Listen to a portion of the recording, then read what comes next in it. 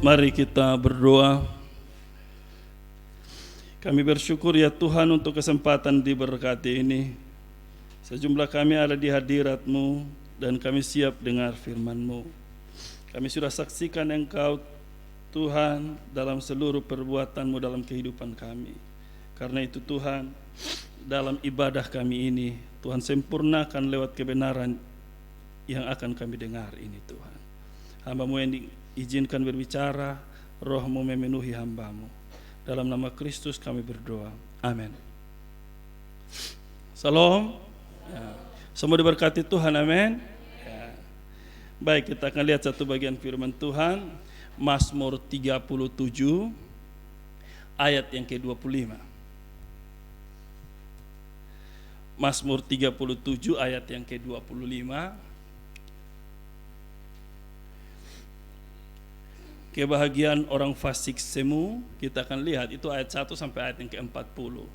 Kita akan belajar secara tekstual, teks ini akan kita pelajari bersama. Namun acuan bacaan kita ada pada ayat yang ke-25 sebagai landasan khotbah kita hari ini.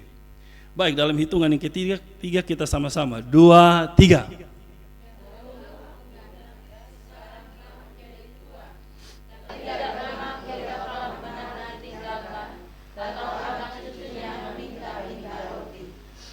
Dahulu aku muda, sekarang telah menjadi tua, tetapi tidak pernah kulihat orang benar ditinggalkan atau anak cucunya meminta-minta roti. Demikian jawab pembacaan firman Tuhan. Yang berbahagia adalah kita sekalian mendengarkannya dan yang melakukan dalam kehidupan kita setiap hari. Kita terbilang orang-orang yang berbahagia. Salam. Kekasih Tuhan, kita akan belajar lagi pada Mazmur 37 ini, kekasih Tuhan. Ada sesuatu yang sangat luar biasa pada ayat yang sudah kita baca ini, kekasih Tuhan. Oleh karena itu, supaya berlangsung dan berjalannya khotbah ini dengan baik, mari kita rumuskan dia menjadi satu tema. Dari tema ini kita jabarkan untuk bagian-bagian penting untuk kita pahami. Ada satu kata di situ, yakni ditinggalkan. Kalimat dari frasa ini berbunyi, dahulu aku muda, sekarang telah menjadi tua, tetapi tidak pernah kulihat orang benar ditinggalkan. Tidak pernah kulihat orang benar ditinggalkan. Penulisnya bernama Daud menuliskan bagian ini. Maka saya memberikan sebuah frasa baru menjadi sebuah tema khotbah kita hari ini, yakni Tuhan son pernah kas tinggal beta. Temanya adalah Tuhan tidak pernah kas tinggal beta. Amin kok? Korek kiri kanan baru bilang Tuhan son pernah kas tinggal beta. Oke. Ini luar biasa, kekasih Tuhan. Karena itu mari kita pelajari bagian ini, kekasih Tuhan. Saya merasa bahwa tulisan ini sangat luar biasa. Kalau ini Mazmur Daud, maka kapan Daud menuliskan Mazmur ini? Kalau dilihat dari ayat ini, maka dia mulai dari kalimat pertamanya bahwa dulu aku muda, sekarang telah menjadi tua. Berarti tulisannya pada waktu dia setua. Amin, kekasih Tuhan. Kalau tulisannya ini dia lahirkan ketika ini dia sudah tua, maka tulisan ini tidak lahir begitu saja. Maka tulisan ini lahir karena berbagai pergumulan hidup dari muda sampai tua. Maka saya mau bilang bahwa ini Mazmur perenungan. Kenapa Mazmur perenungan? Karena Mazmur ini lahir dari sejumlah kehidupan Daud yang begitu luar biasa dari masa mudanya sampai masa tuanya. Sehingga dalam satu refleksi yang sangat luar biasa, dia memberikan sebuah kesimpulan dari bahasa imannya. Dulu beta muda, sekarang sudah menjadi tua. Besok ini pernah lihat orang benar ditinggalkan. Bahkan lebih daripada itu, anak cucu orang benar itu tidak duduk dan menjadi peminta-minta roti. Amin, ku kasih Tuhan. Maka firman Tuhan ini kalau saya rumuskan dia menjadi sebuah tema, Tuhan sudah pernah tinggalkan beta. Wah, ini luar biasa menurut saya. Suami punya potensi dan punya kesempatan meninggalkan kita. Ketika kita sakit, ketika kita tidak berdaya, tidak menutup kemungkinan hal itu terjadi. Istri punya kesempatan dan potensi untuk menyakiti kita, bahkan untuk meninggalkan kita. Orang tua juga demikian, punya kesempatan meninggalkan kita. Anak-anak ketika dia beranjak dewasa, dia selesai kuliah, dia sudah punya pekerjaan, dia lihat satu nyong atau satu nona, maka dia pulang, dia lapor diri, mama saya mau mandiri sama berkeluarga. Dia punya kesempatan untuk tinggalkan orang tua. Apalagi masih pacaran, jangan terlalu berharap banyak. Dia bisa pergi, datang dan pergi sesuka hatinya. Nah itu.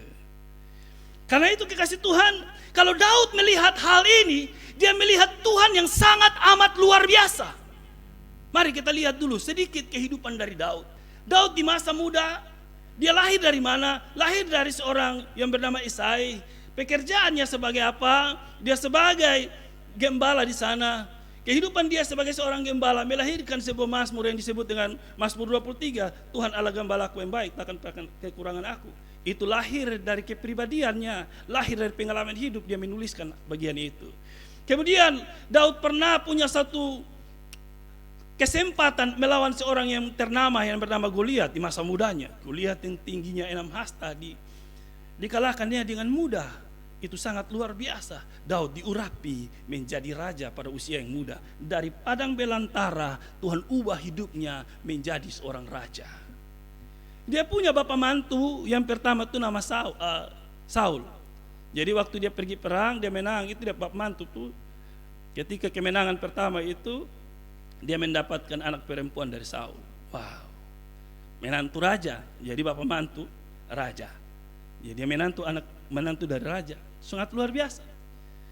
Masa dia jaya-jayanya ternyata tidak konflik dengan bapak mantu, hanya masalah iri hati sah. Betul ya? Iya. Saul ingin memburu dan bahkan membunuh dia. Tapi satu kesempatan dia punya kesempatan untuk membunuh raja ini. Tapi apa yang dia bilang? Dia tidak akan menyentuh orang yang pernah diurapi oleh Tuhan. Amin, kasih Tuhan. Di hidupnya makin luar biasa dan bertumbuh dan berhasil demi keberhasilan itu dia jalani. Satu waktu dia berjalan di atas suatu rumah dan matanya tiba-tiba terbelalak dan melihat seorang perempuan cantik yang bernama Betseba. Maka dia jatuh di situ dengan istri orang.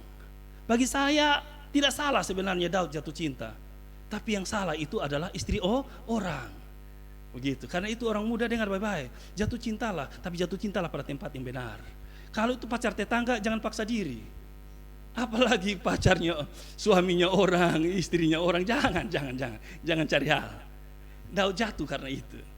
Jadi semua yang dia punya kehidupan yang sangat luar biasa itu, kehebatan yang gagah perkasa itu lenyap hanya karena kecantikan seorang perempuan.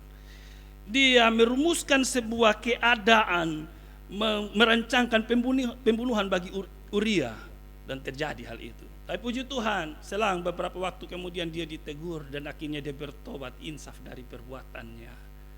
Dan di sini hidupnya mulai diubahkan kembali. Tapi lihat dia pun keluarga. Absalom berkudeta dan ingin merampas tahtanya. Daud beberapa kali berpura-pura gila, bahkan lari dari istana. Berbagai masalah yang dia hadapi.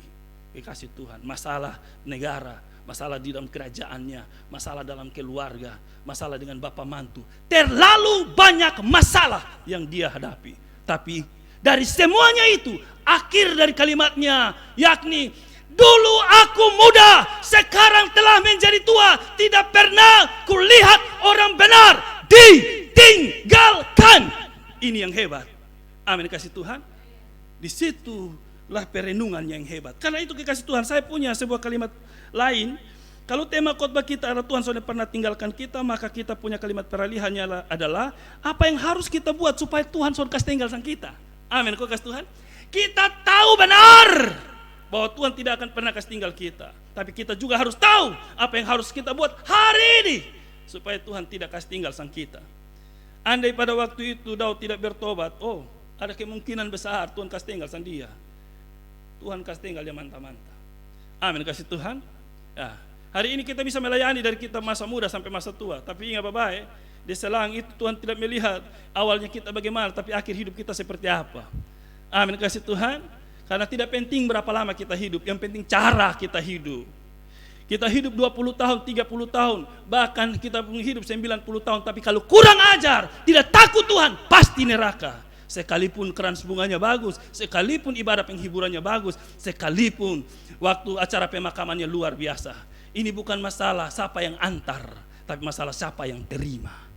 Amin. Kau kasih Tuhan. Karena itu mari kita lihat di situ. Yang pertama, bacaan kita karena tekstual maka kita akan belajar yang pertama di situ. Mazmur 37 di ayat yang ke-8. Perhatikan ayat itu. Berhentilah marah dan tinggalkanlah panas hati itu. Jangan marah, itu hanya membawa kepada kejahatan. Coba kita lihat ayat 1. Dari Daud, jangan marah karena orang yang berbuat jahat. Jangan iri hati kepada orang yang berbuat curang. Perhatikan kata yang saya acu di situ. Yang pertama jangan marah. Kembali ke ayat yang ke-8. Ayat yang ke-8 itu yang lengkap. Ada dua kata yang ada pada ayat yang ke-8. Ayat 8. Ya. Perhatikan situ. Jangan marah. Ayat 8. Coba perhatikan. Ya. Ya. Yang pertama di situ berhenti marah. Kata kedua di situ adalah jangan marah. Berhenti marah dan jangan marah. Berhenti marah tidak sama dengan jangan marah. Sama atau tidak? Beda. Maka kasusnya bagaimana supaya dua kata ini masuk pada konteksnya masing-masing. Contoh. Kalau dalam sebuah rumah tangga, misalkan satu ibu, anaknya buat onar, kemudian dia tunggu di rumah. Dan dia bilang begini, itu anak kalau datang becincang sandia, anak kurang ngajar, hanya tapal leuk ikut dia pun bapa. Dia pulang, dia dapat. Mama sudah rancang amarah. Maka Tuhan bilang jangan marah. Berlaku kata jangan marah. Jadi itu anak datang, maka mama bilanglah kepada dia, inilah anak yang kukasihi, kepadanya laku berkenan. Bisa kok ibu-ibu? Oh ini kayaknya Sony bisa ini. Ini kayaknya luar biasa. Ibu bilang Sony bisa. Be mesti kucak habis baru puas nah. Amin. Kalau begitu, kata kedua itu berhenti marah. Nah berhenti marah ini yang begini. Ada marah. Dari tahun kemarin marah. Ini tahun juga masih sambung marah. Ipar rombaku marah terus. Masih marah-marah dengan mama mantu, bapak mantu masih marah. Sampai hari ini Tuhan bilang berhenti marah.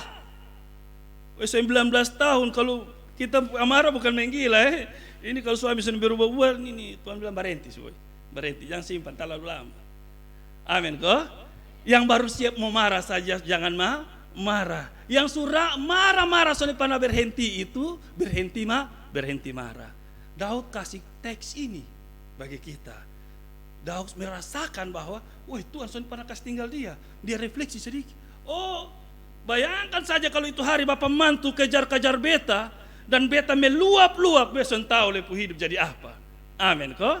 Iya, itu masalah rumah tangga. Absalom itu dia bisa bunuh. Tapi sayang itu anak kandung. Jadi begitu banyak masalah yang dihadapi dalam rumah tangga, dalam keluarga. Dikasih Tuhan. Tapi apa? Daud mulai dengan kalimat pertama dalam bacaan kita adalah jangan marah dan berhenti marah.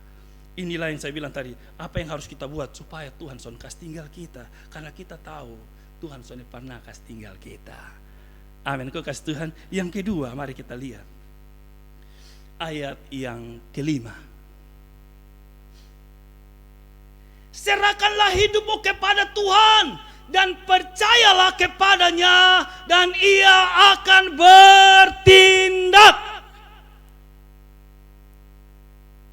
Ada dua frasa di situ. Frasa pertama, serahkanlah hidupmu kepada Tuhan. Yang kedua, percayalah kepadanya atau kepada Tuhan. Kita bisa marah.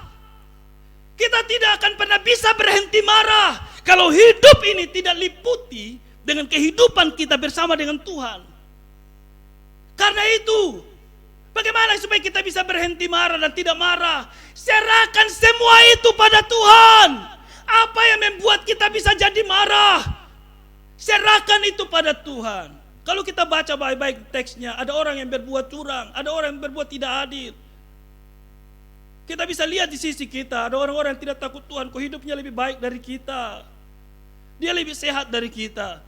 Padahal sepanjang hidup kita pakai dan untuk melayani Tuhan, kok kenapa hidup kita kok begitu sekali susahnya?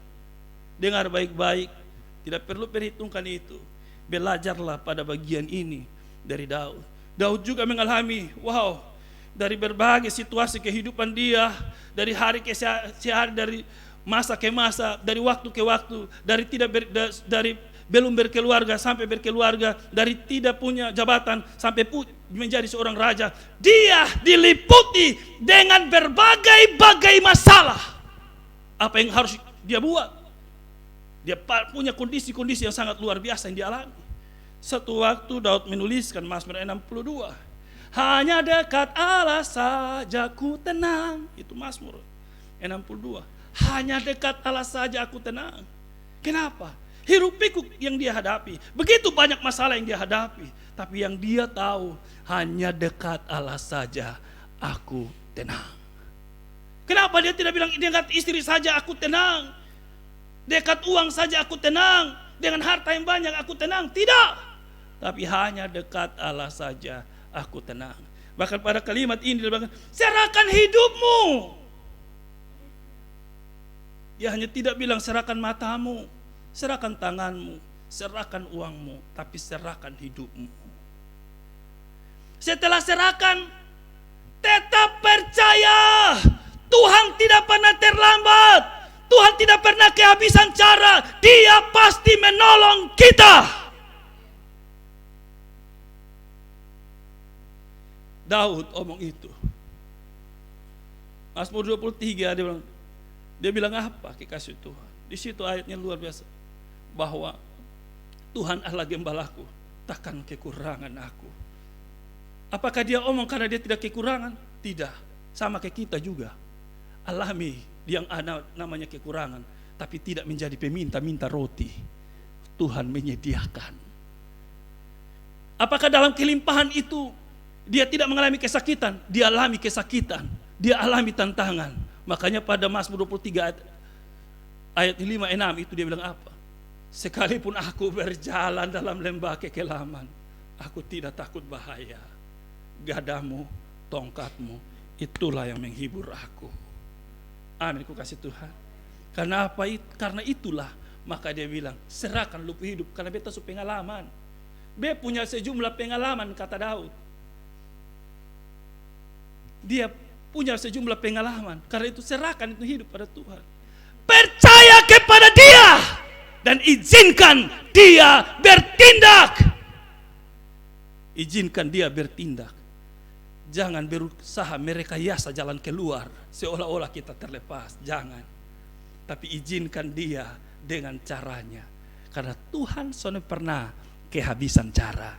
Amin, kasih Tuhan. Dan Dia tidak pernah terlambat untuk menentukan hal baik bagi kita. Kalaupun Dia izinkan berlama-lama seolah kita hadapi itu dengan air mata, dengan berbagai keadaan hidup, Dia punya alasan yang jelas supaya kita bisa menikmati betapa baiknya Tuhan dalam kita hidup. Amin, ku kasih Tuhan. Karena orang yang berjalan maju dengan mencucurkan air mata akan pulang dengan sorak-sorai. Ketika Tuhan memulihkan keadaan Sion, keadaan kita seperti orang yang bermimpi. Waktu itu mulut kita hanya perlu dengan tawa, dengan sukacita. Kalau bukan Tuhan, tidak mungkin beta bisa seperti ini. Kalau bukan Tuhan, soalnya mungkin beta menghadapi masalah yang begitu besar dengan tangan kosong. Hanya karena Tuhan. Amin, kasih Tuhan. Waktu Daud melawan Goliat, di tangan Goliat ada alat perang. Ada lembing, ada tombak, ada pedang. Itu alat perang. Tapi di tangan Daud hanya sebuah alih-alih dan sebongkah batu. Apakah ini bisa mengalahkan Goliat? Tidak. Perhatikan kalau baca teksnya.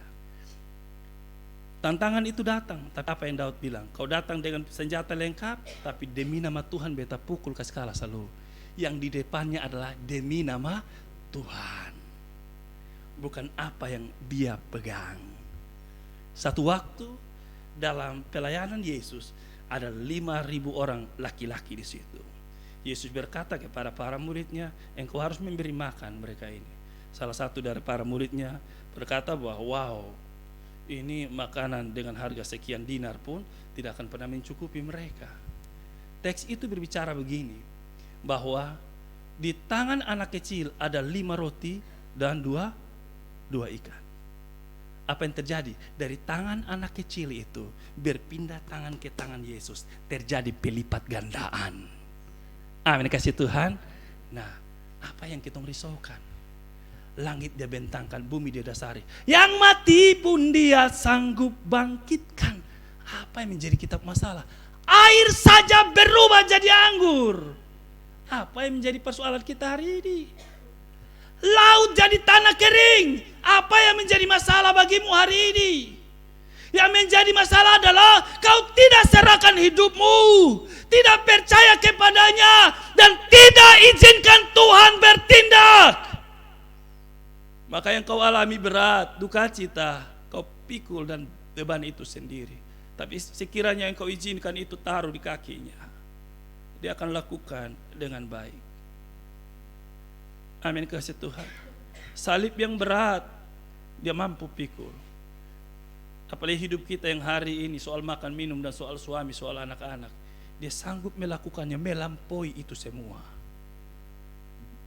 Amin, kau kasih Tuhan. Maka benar Allah sonne pernah kasih tinggal sang kita. Itu yang kedua, kasih Tuhan. Apa yang harus kita buat supaya Tuhan tidak tinggalkan kita? Yang ketiga, mari perhatikan ayat yang ke-27. Jauhilah yang jahat, lakukanlah yang baik, maka engkau akan tetap tinggal untuk selama-lamanya. Jauhi yang jahat, lakukan yang baik. Daud dalam hidupnya tidak berusaha untuk menciptakan perang, tapi kalau bisa jalan damai dia lakukan. Amin, kasih Tuhan. Di sisi kanan kita tidak semua orang yang suka dengan kita, dan kita juga tidak harus paksa orang suka dengan kita. Tidak perlu. Yang perlu kita lakukan adalah jauhi itu kejahatan. Kalau itu kumpulan kita tidak bisa dekat dengan mereka, jangan paksa. Kalau di situ hanya kumpul ibu-ibu yang ngerumpi, tak usah pergi di situ. Kalau kita harus petobat baru, kita tidak akan kuat. Sekalipun itu kitab ipar, tapi masalahnya kitab ipar itu ember pica, tacuta robek, sendok patah. Jangan paksa diri ke situ. Biasanya iman kita itu goyah ketika kita ada kumpul keluarga dan masak di dapur. Satu muncul pegang pisau baru lu dengar kau belum. Ini berat. Kitab iman goyah di situ. Maka kita akan omong orang lain pusone baik di situ. Sepanjang pisau kita mengiris, maka pernyataan kita justru terus mengiris ini orang perasaan. Karena itu mari kasih Tuhan. Daud punya pengalaman juga tentang hal itu. Jauhi yang jahat. Jangan cari masalah. Amin kok. Membab tua belum bertobat. Tapi kalau bakalahi, jangan undang bab tua bilang begini. Kalau lu berani taruh beta di sini, jangan boy. Ini subah kalahi lagi, tarik bab tua pun tangan. Kalau lu berani taruh beta di sini, jangan. Bakalahi sah. Tapi jangan sampai pegang bab tua pun tangan baru taruh bilang, kalau lu berani taruh beta di sini. Ini ibu-ibu dong, subah kelahi tapi tarik suami pun tangan. Suruh falungkusan dia. Suami mata gelat jatuh kok tidak. Amin kok. Tidak ada rumah tangga yang tidak ada konflik, tidak ada masalah. Semua pasti ada masalah. Jadi kalau ini ibu-ibu dong omong cerita di masalah, malah Daud pun tulisan bisa kalah ini dengan ibu-ibu yang sekarang duduk. Kalau semua dong curhat persoalan hidup. Tapi dengar baik, Daud punya solusi bagi kita semua. Apa itu solusinya? Jauhi yang kejahatan atau yang disebut dengan cinta damai. Amin, kasih Tuhan. Cinta damai sah. Kalau ini hari kita lewat dia sedang kasih muka biasa saja. Jangan pulang kok. Tahu mam tua di sebelah suka kenapa? Tak usah. Nanti akan panjang. Tak usah. Apalagi cerita tetangga sebelah juga memang ada konflik. Kalau baru tahu beta juga nah. Itu sudah. Itu akan panjang. positif tinggi saja di kehidupan. Amin. Kau kasih Tuhan. Iya. Karena itu Daud punya pengalaman yang sangat luar biasa. Daud hanya bilang, sudah, jauh itu kejahatan, lakukan yang baik, maka engkau akan tetap tinggal untuk selama-lamanya. Amin. Kau kasih Tuhan. Iya. Kalau demikian saya rasa ini hal sangat luar biasa bagi kita. Yang berikut lagi, mari kita lihat Daud punya kunci keberhasilan itu. Apa yang harus kita buat supaya Tuhan soalnya kasih tinggal kita? Daud punya rahasia yang keempat. Perhatikan ayat 31.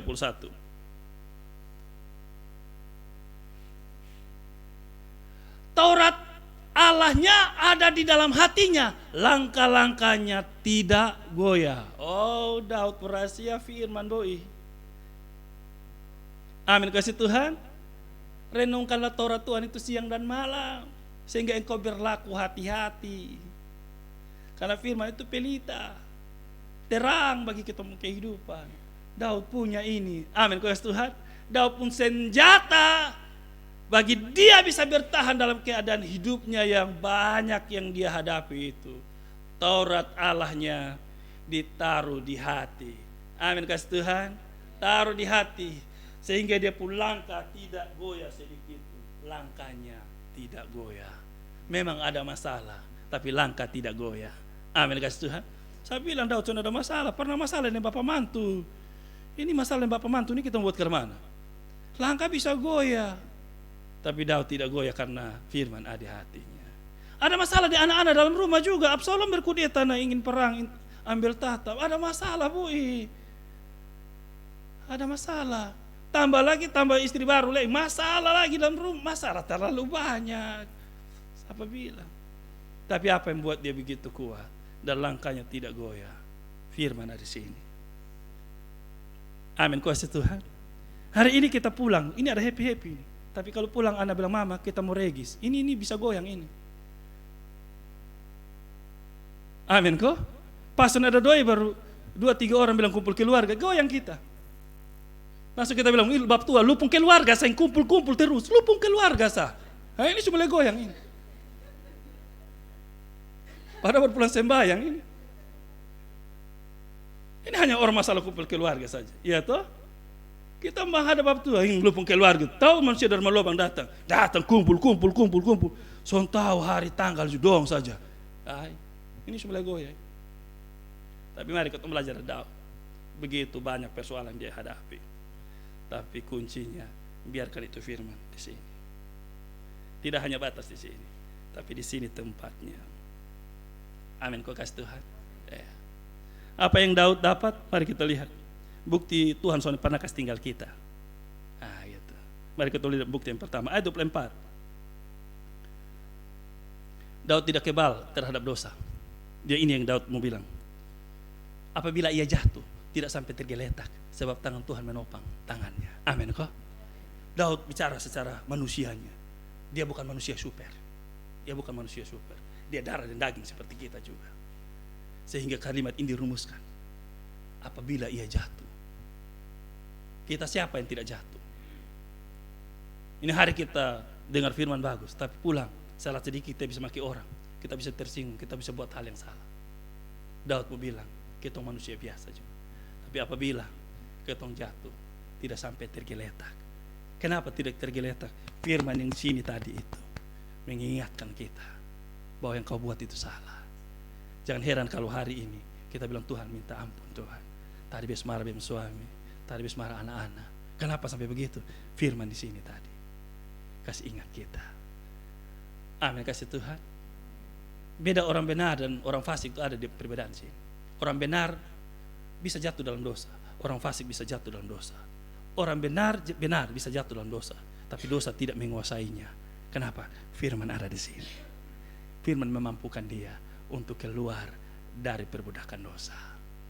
Amin. Kasih Tuhan. Ini yang Daud bilang dia punya keuntungan. Bukti Tuhan sudah pernah kasih tinggal sang kita. Andai Tuhan kasih tinggal sang dia, kejatuhan pertama kalinya dia sudah jatuh dengan Batseba. Selesai dia hidup sudah, selesai dia karir, selesai semua. Tapi Tuhan punya kemurahan begitu hebat dalam luar biasa dalam hidup. Amin. Kasih Tuhan. Karena itu silakan menyesal kalau memang ada hal yang memang salah. Tapi Berhentilah sudah, karena kasih karunia Allah tetap melimpah pada kita. Karena itu jangan kembali pada kondisi yang sama. Mari berubah, belajar dari Daud. Daud melupakan itu dan berlari ke arah yang lebih baik bersama dengan Tuhan, melakukan perkara-perkara besar. Daud jujur, Daud begitu hebat, luar biasa, bahwa apabila kita jatuh, kita masih ada punya Tuhan yang hebat, tetap menopangnya. Artinya Tuhan masih menyertai dia dalam berbagai keadaan. Ayat 39, ini yang Daud alami. Ayat 39, orang-orang benar diselamatkan oleh Tuhan. Ia adalah tempat perlindungan mereka pada waktu kesesakan. Wow, ini yang saya bilang tadi. Daud punya begitu banyak masalah. Makanya Daud bilang, dalam kesesakannya dia bilang apa? Hanya dekat Allah saja aku tenang. Wow. Kata kesesakan itu keadaan yang sangat-sangat luar biasa. Itu mau menangis justru bisa. Semua sesak habis dalam diri. Masalah begitu menghimpit. Tapi Daud punya solusinya. Dia tahu Tuhan sudah pernah gas tinggal sendiri. Ini keuntungannya. Dan ini bukti bagi Daud. Dalam kesesakan hidupnya, Allah sudah pernah gas tinggal kita. Amin. Orang dunia hari ini, kalau kita punya uang, don deka boy. Don deka. Tapi kalau kita sudah punya apa-apa leh, apakah don deka dan kata? Waktu kita masih jaya-jaya, masih bisa memberi, masih hebat-hebat, wah, semua datang boy. Tapi apa? Ketika kita sudah dalam keadaan sudah mampu, apa mungkin mereka akan terus ada bersama dengan kita? Ini yang Daud mau kasih perbandingan. Hanya dekat Allah saja aku tenang.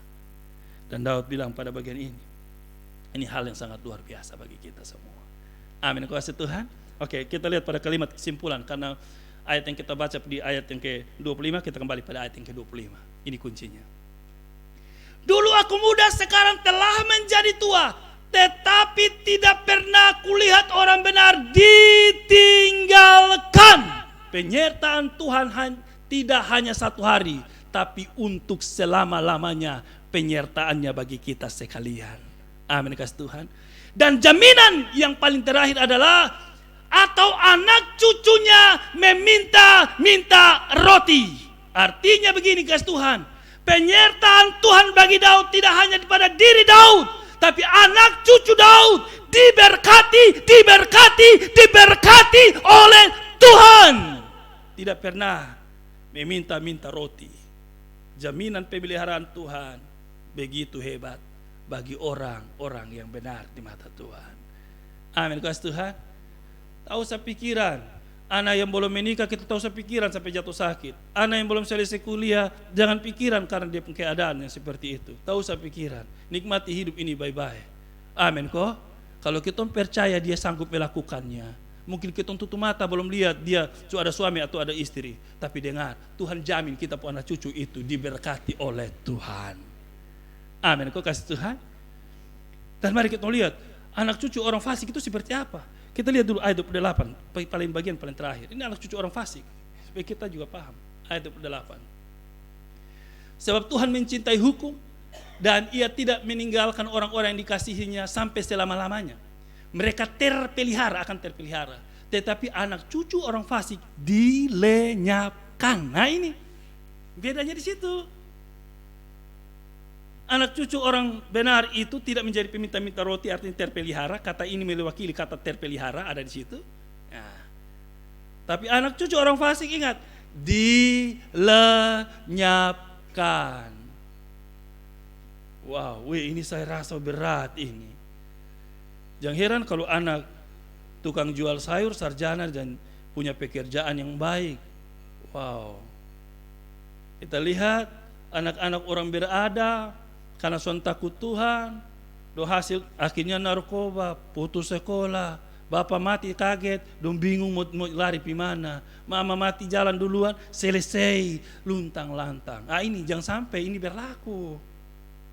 Amin. Kau kasih Tuhan. Nah, kalau begitu dengar orang muda, kalau engkau masih ada dengan orang-orang yang kau kasihi, orang tua, kalau dong kasih kesempatan lu sekolah, nikmati yang terbaik.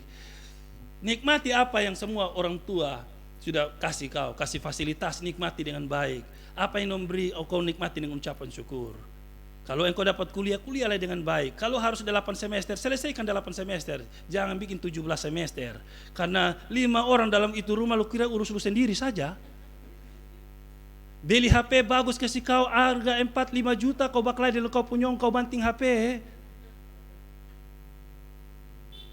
Nikmati saja.